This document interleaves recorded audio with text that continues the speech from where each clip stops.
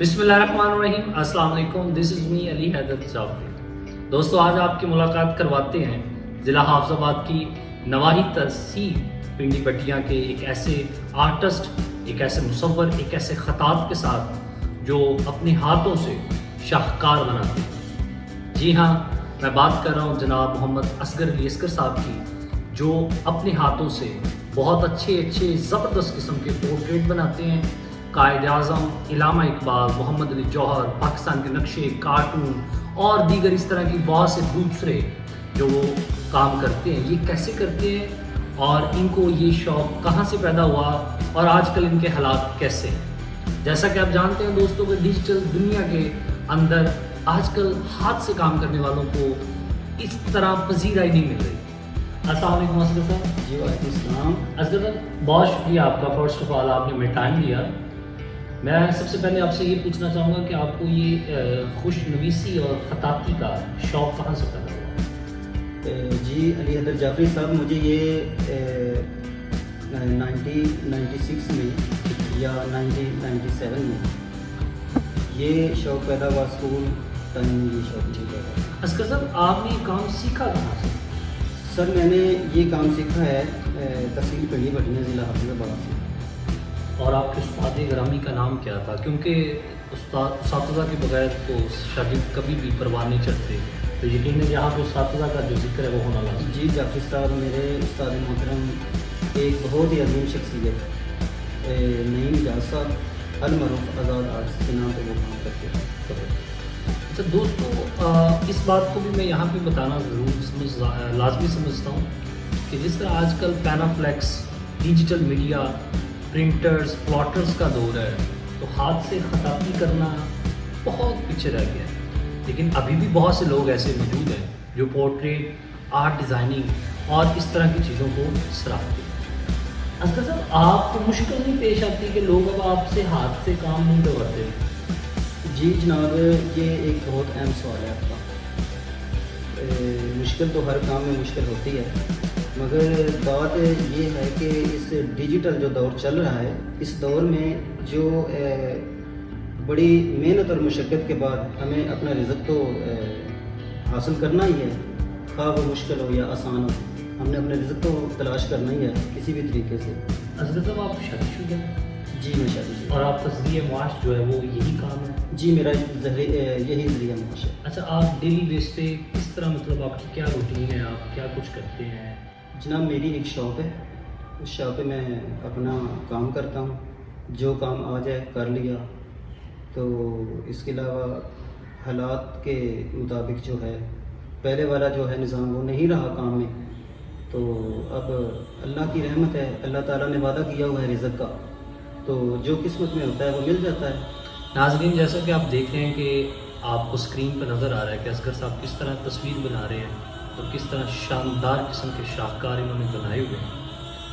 ये बात मानने को नहीं आती कि इतने काबिल और इतने मेहनती आर्टिस्ट आज बेयारो मददगार, बेआसरा, किराए की दुकान पे तहसील पिंडी बटिया में लोगों की राह तक रहे हैं। हमें इस वीडियो बनाने का एक मकसद ये भी समझते हैं कि हमें इन आर्टिस्ट, इन फनकारों को सपोर्ट करना चाहिए। अगर हम अपने बच्चों को तलीमी अदारों में, मदारिस में खुशखती और खुशनवीसी की तरफ लेकर आएंगे तो इन भाइयों और दोस्तों की जो है रिज़्क उसमें भी इजाफा होगा।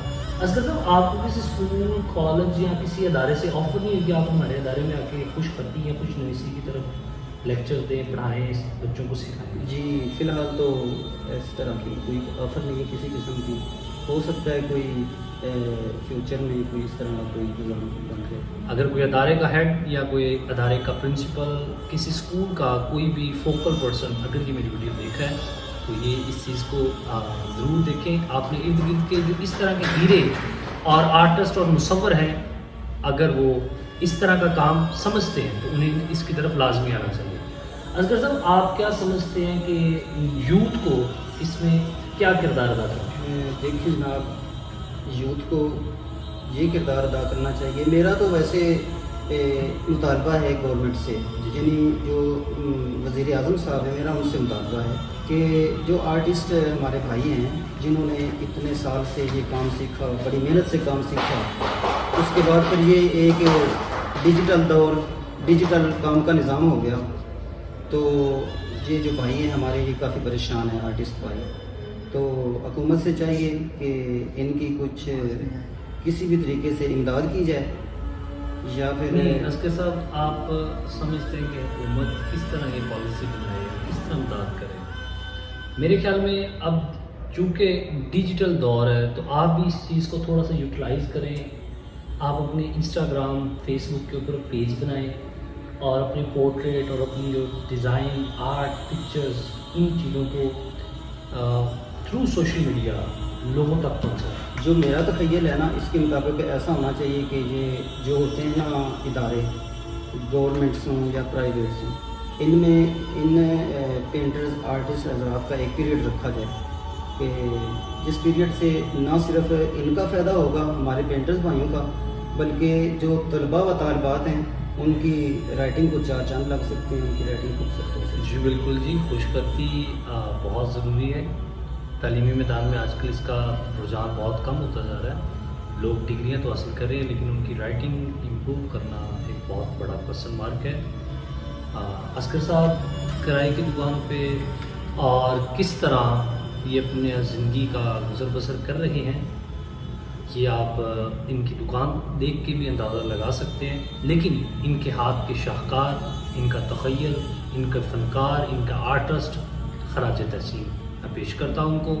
اصغر صاحب، آپ آڈینس کو یہ بھی بتائیے گا اور آپ اسکرین پہ دیکھ بھی رہے ہوں گے کہ آپ کن کن اور کتنے کتنے انداز میں خطاطی کر سکتے ہیں۔ جی علی حیدر جعفری صاحب، میں روایتی خطاطی جو ہے، مثلا خط نستعلیق، ٹھیک ہے، خط نثر، کوفی، دیوانی، سلس، ریحان وغیرہ، اور اس کے علاوہ کئی دیگر انداز میں خطاطی کر چکا ٹھیک ہوں۔ ہے۔ اصغر صاحب، ان میں سب سے مشکل خط کون سا سمجھتے ہیں؟ جی سب سے جو مشکل خط ہے وہ خط نستعلیق ہے، حالانکہ اس کو لوگ بڑا عام اور سادہ خط سمجھتے ہیں۔ مگر سر اس کے جو رولز ہیں نا، رولز ہیں وہ بہت زیادہ ہیں۔ اچھا، آپ کیا سمجھتے ہیں کہ ایک طالب علم کو ان خطوط کو یا ان اپنی خوشخطی کو بہتر کرنے کے لیے کتنے دن درکار ہے؟